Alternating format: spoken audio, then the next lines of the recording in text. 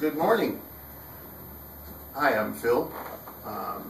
Ready to be with you again, talking about some hard-hitting current events.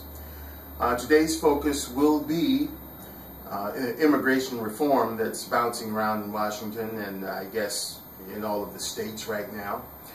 And a little something that I heard a few days ago on our wonderful news, from our wonderful news media regarding jobs for the military. Giving jobs to people that already have jobs. Well, yeah, we're going to visit that one. But first, let's take on this immigration thingy again. First, I'd like to say, through Facebook last night, I saw where California, wonderful California, is now leading the way in hit-and-run accidents.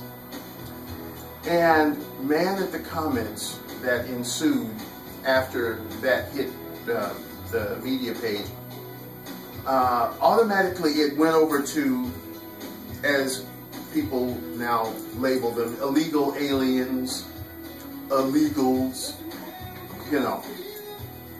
To that I say, hit-and-run driving, and I did post a comment to this as well. It's not, to me, a thing of illegal aliens or immigrants or undocumented or whatever terminology you wish to use. I think this mainly is because of negligent driving. I haven't had my coffee this morning, so a little tight-tongued. Negligent driving. People have become so, you know, just focused on texting, which is crazy to me. You know, I'd rather talk on the telephone instead of tapping on keys. But everybody, you know, they're just tapping on keys, trying to drive, or fiddling with an iPod or an iPad, you know, what have you. Not to mention, you know, trying to eat food, trying to put on makeup, trying to brush your teeth, hollering at the kids in the back seat, you know, everything that's taken their minds off the actual driving. That is the #1 reason why people are getting in these serious accidents.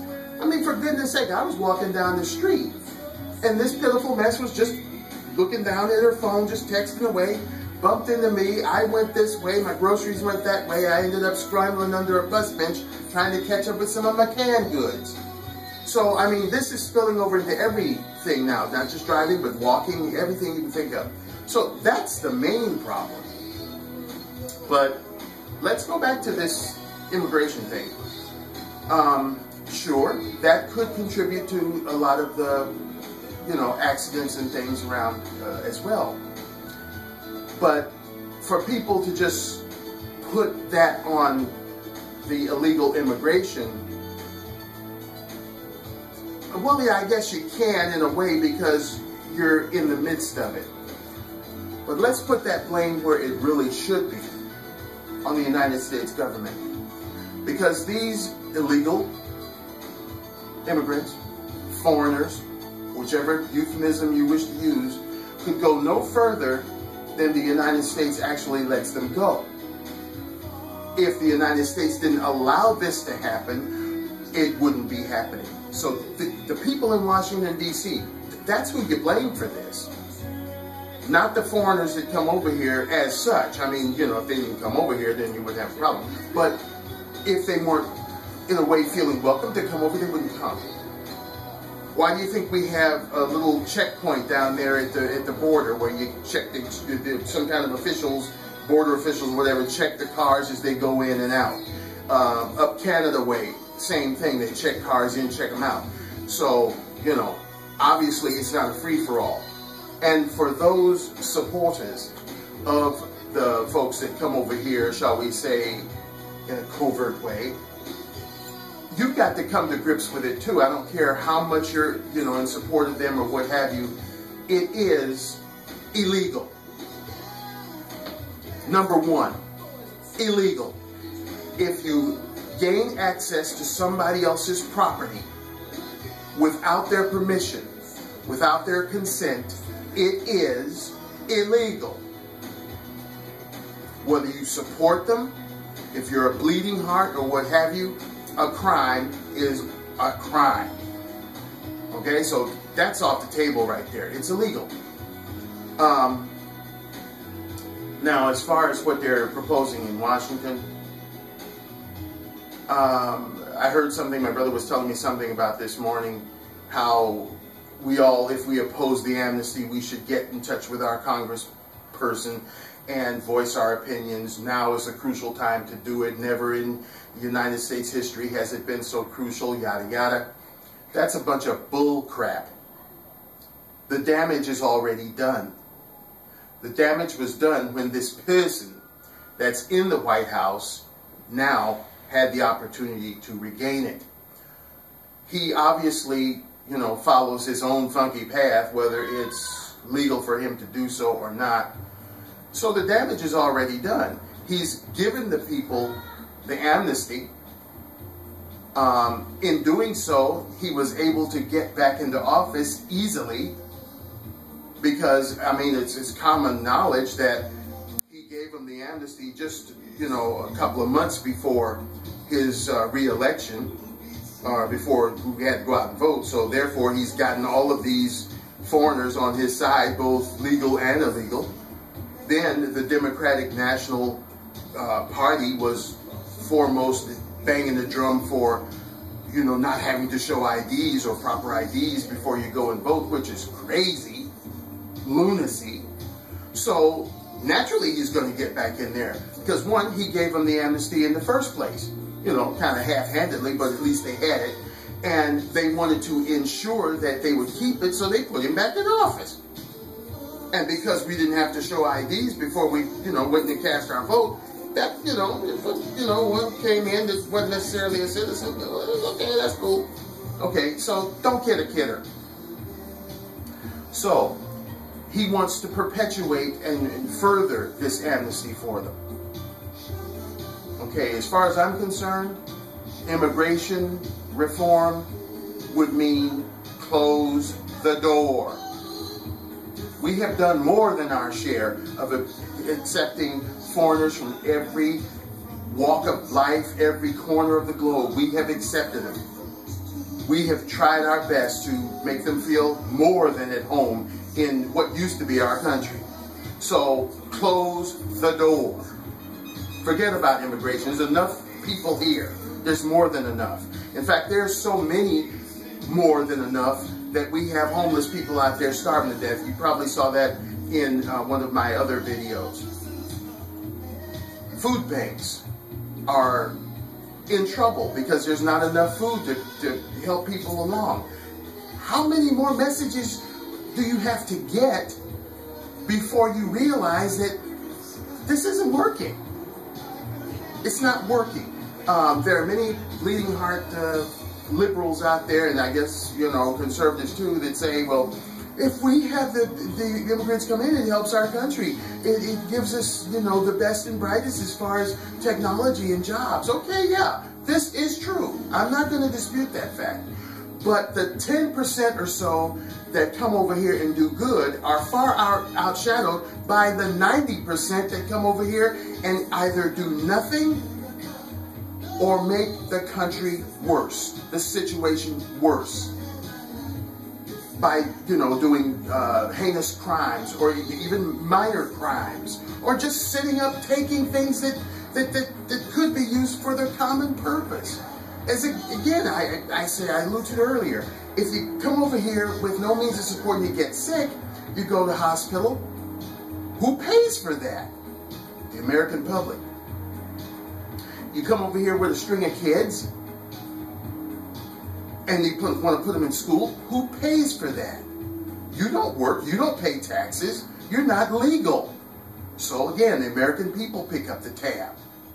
And for those who come over and commit crimes, whether they be minor crimes or really, you know, horrendous crimes, who pays for that? Again, the American people. So that's why, you know, our deficits and our numbers are, you know, astronomical. When do you have to learn that you got to take care of your own people first? I've said that many a time. Then you want to give them all kinds of perks like driver's licenses and all of this kind of thing. Why? You know, I think that we need to focus on getting this country back on its feet and getting her people together. As I said before, get the folks off the street and make sure that everybody's taken care of before you go out and invite more mouths in to feed, more people to take care of. You can't take care of the ones you already got. Now, just like the song says, hard times in the land of plenty. Now, you take this person that's in the White House and other politicians and other bleeding hearts and sit there and say, oh, well, yeah, we need to have, give them the amnesty because we want to embrace diversity. Yeah, they can say that because they don't have to live amongst them. They don't have to try to navigate through this ocean of foreigners that have inundated our major cities, and now the smaller communities are being overrun. When's the last time you got on a public bus? Public transportation? It's horrendous. Yeah, I like to try to do the green thing and, you know, try to help the environment too, so I take public transportation. Sometimes you stand there upwards to an hour waiting on a bus because the first 2 or 3 buses that come are so packed, the driver can't stop.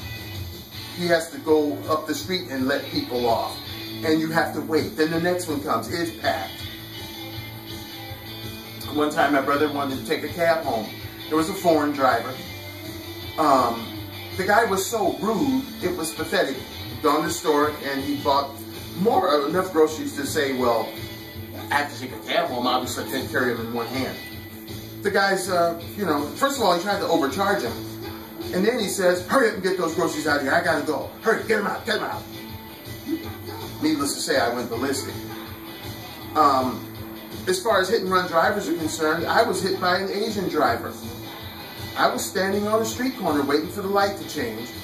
And this guy I won't name any ethnicities, but he was a foreigner, an Asian foreigner. And he was driving a huge Ford Expedition, didn't know how to drive, was gonna make a right turn, jumped the curb. Other folks jumped out the way and, I didn't quite make it. I got hit, ended up in the hospital. He took off. It just so happened the people that saw him ran and they chased him down the street. He had to stop for a stoplight. They pulled him out of the car. When the police came, he got off. Why? Because he had diplomatic immunity. I mean, we make so many concessions for foreigners in this country, it's not funny. And to further sit up there and say you want to give even more amnesty is ludicrous in my book. I say close the borders and don't open them again for the next 40 years. If then. Enough is enough. And for those bleeding hearts out there that say, well, we need to have the best and brightest, we have the best and brightest. America can be the best and brightest. We need to step up our academic system so that education becomes more appealing to our students.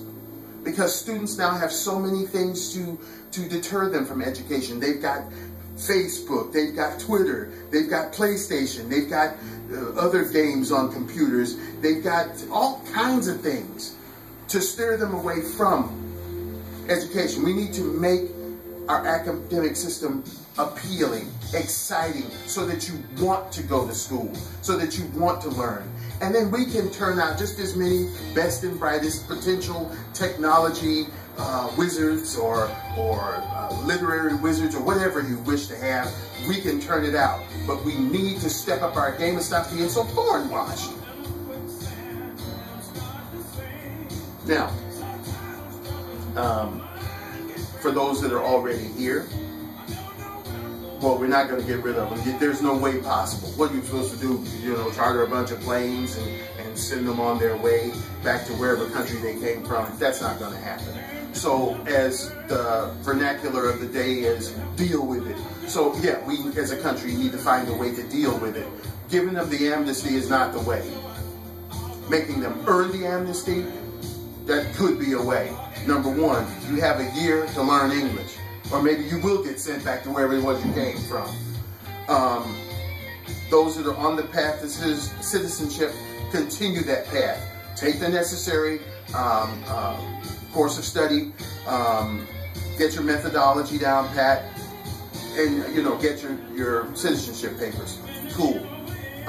But definitely don't let any more in. It's crazy. And then there's just the common sense factor of who are you letting in your country? Everybody that comes across the border, whether they be legal or illegal, are possibly not a friend to America. That's why we don't have the Twin Towers anymore, for God's sake. And don't think that those people flew those airplanes over here from Afghanistan or Iran or wherever the hell they came from and took down the Twin Towers in the top part of the Pentagon and was, on their way to the White House. They were already here. They had come in years before that incident. As an ex-pilot, I know that flying or learning to fly a large Boeing jet like a 757, 767 does not take 2 or 3 days. It takes quite a while. These were not Cessna 162s or 172s or 152s these guys were flying. They were huge, heavy jets. And it takes a long time. They were already here. They had gotten in here by way of visa or whatever, and they were here. And it took them a while, but then they took down the Twin Towers. Again, I say, when these foreigners come here for visits, when they get off the plane, when they get off the boat, and they spend their time in this country, how sure are we that they have gotten back on the plane or the boat to go home? We're not.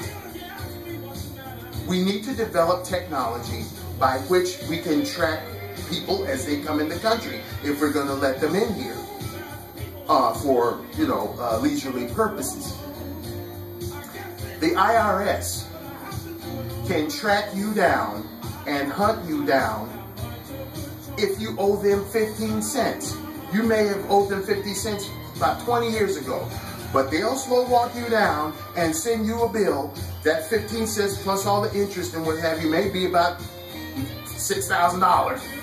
But they will track you down and they will, expect that money.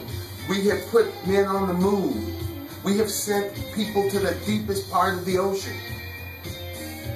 We have done many, many wonderful things to move us forward.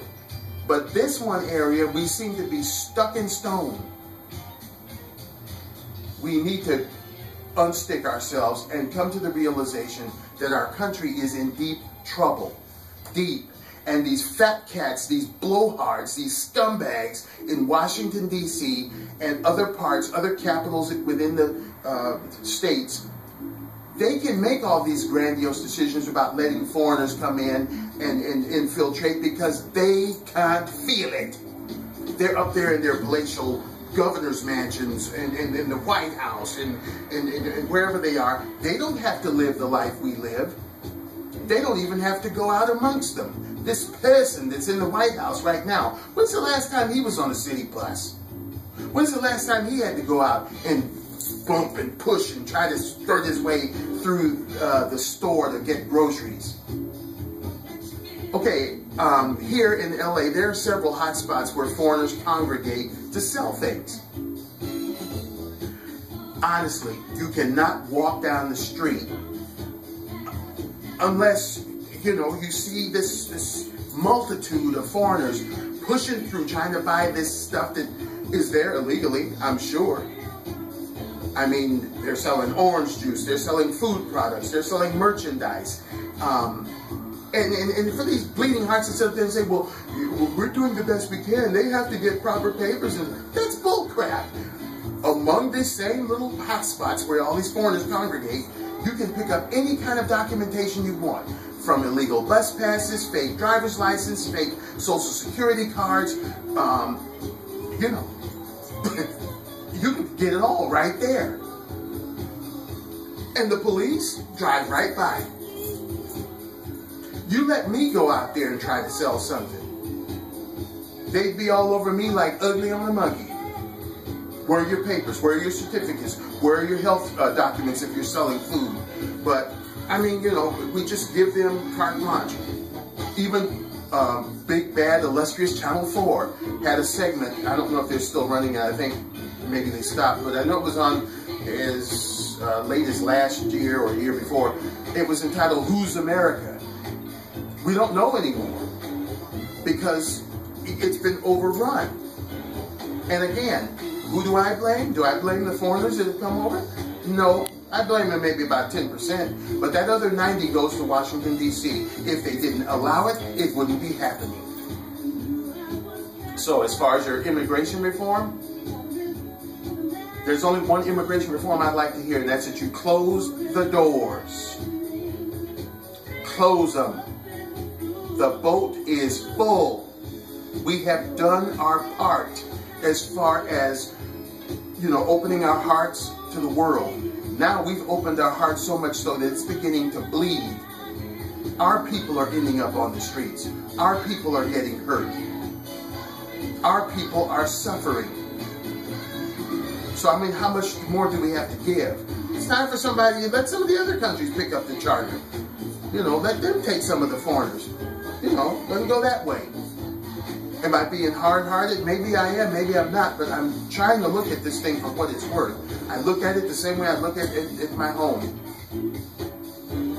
Why would I invite a whole bunch of people in my home to feed who have nothing when I'm having a hard time trying to eat myself? It just isn't common sense. So, to you politicians out there, I hope if you have to come across this video, immigration reform, close the doors. Okay. Thank you for listening on that one. Now, our second topic of discussion has to do with jobs for the military. A couple of nights ago, I was looking at, I think it was Channel 4 or 7 or something. But they were talking about Walmart has set aside so many jobs for the military, and over the next 5 years, they're going to allot jobs for the military, and I think Target's going to follow suit and a few other major companies. And my eyes kind of went, whoa, hey, haven't we been in a jobless situation, a pit, if you will, for at least the past 6 years? And these companies been sitting on these jobs all this time, and now all of a sudden, since the soldiers are coming back home, they're going to start giving them jobs. But what about the poor everyday yokel that's been out of work for the past at least 2 years, 3 years? Why couldn't you have opened up the doors for them? And then there's the fact that you're giving jobs to people that already have jobs. Military, soldiers, why do you enlist in the armed forces? To help protect the country. Okay, where in the books does it say that you have to go across the pond to protect our country? Again, I say, since when has America solved all of her problems so much so that we can sit back on our laurels and say, oh my, isn't everything just lovely? I don't think we have. So here's my deal. You've got men and women who have been trained, expertly trained, to carry out the mission of keeping our country safe. Now, let's say, well, Phil, what are you talking about? Okay, this is what I'm talking about. I'm talking about the soldiers that have come home, the soldiers that are coming home. They already have jobs. They're still armed services. Those people would be best put to work helping to keep the country safe. When is the last time you took a leisurely, carefree stroll after dark in your neighborhood? When is the last time you felt absolutely safe having any kind of nighttime affair? Probably been a long time, unless you live in the more posh neighborhoods, and even with that, you still probably feel a little leery. Okay, our military, as again, I said they've been expertly trained. They are trained in the field of intelligence. They're trained in reconnaissance. All these sorts of aspects of keeping people safe. In California, Los Angeles, we had a situation. I'm just going to go back for a minute and set this up.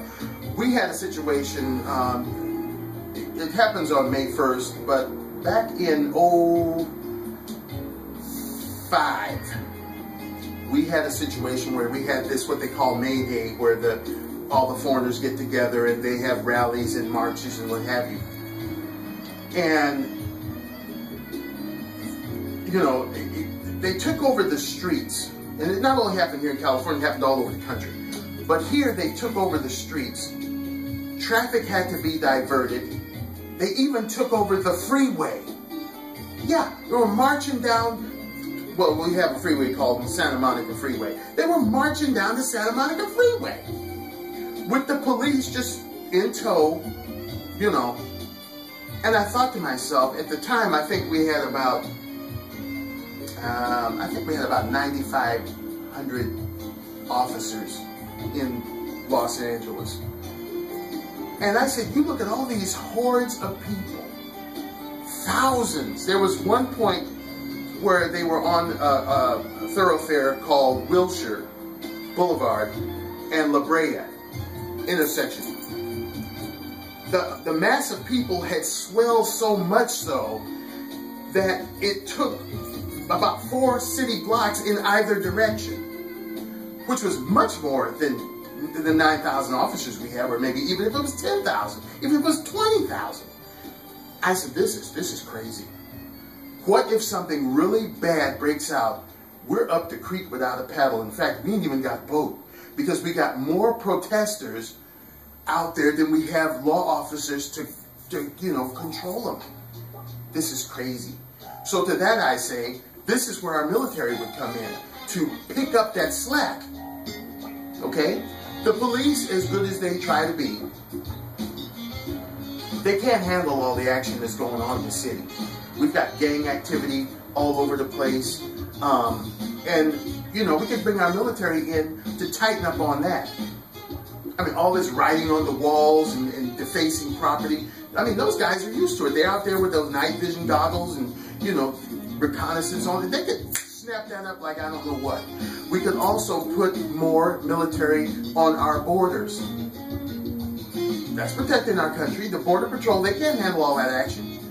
Army has helicopters, tanks, Humvees, not to mention all of the training and the technology to help out the Border Patrol, to tighten up that slack, to you know, keep any unwanted visitors off our shores, off our land. Again, I say the military already has a job. They just need to be deployed in a different place. You know, that little wonderful place is about 240 years old, called the United States. Yeah, deploy them right here. Can you see a colonel or a major, captain, sergeant, or, you know, just G.I. Joe at a cash register in Walmart checking out, you know, groceries? Can you see that? Can you see one of these high-tech trained, you know, armed forces personnel being a night owl, stocking t-shirts at Target? I mean, come on. Let's be honest here. These people have been trained to do a job. Put them in a position where they can do it. Okay, already I can hear the sighs and groans of a million bleeding hearts out there. Oh, God, you want to militarize our streets. You want to do this. Oh, I just don't want to see, you know, walk out and see an Army personnel with AK-47s and carbines and Humvees. Okay, well, when you go out, you see tagging all over the wall and you're scared to death to go out. You know, if the sun kind of bows its head a little bit, how's that working for you? I say, yeah, all these infested neighborhoods with all this illegal activity and gangs and all this stuff, yeah, let them see some Army fatigues. Let them see some Humvees rolling around. Maybe they might get the message that that kind of activity is not wanted here in this country. Again, I said, we're too soft on crime. So these military personnel that are coming back, who have seen all of these tours of duty for the last 10 years, bring them home. Let them protect our home from within. They already have jobs. Target, Walmart, these other people who have this on their minds need to give those jobs to the people who have been jobless for the past 6 years. And that's my spin on that. Again, the mentality, you know, in our wonderful country here sometimes boggles the mind. You know, how do you explain that to the poor person who's been out here patting and turning for the past 2-3 years looking for a job? Then all of a sudden, just because the military comes back home, oh yeah, we've got jobs, we're going to give you jobs. So what about us? Think about the stuff you're doing before you do it. See if it makes any sense. Okay, I thank you once again for spending time with me. And if you want to be a subscriber, and so feel inclined, I would deeply appreciate that. Always looking for folks to jump on the old Phil Taylor Jones bandwagon. And I will always try my level best to bring you things on the common sense level. Current events, or anything you wish to talk about. Even if you have suggestions on a subject that you might want my ideas on, feel free to drop a message. And I know I've always been serious and, you know, with these hard-hitting issues, but I do promise that we will have some fun things, maybe some insights as to some of the things I like, and maybe some things that you like. Drop me a line. Always happy to hear from you. Thanks again to those loyal people that have been watching, and as always, stay safe and take care. Bye-bye now.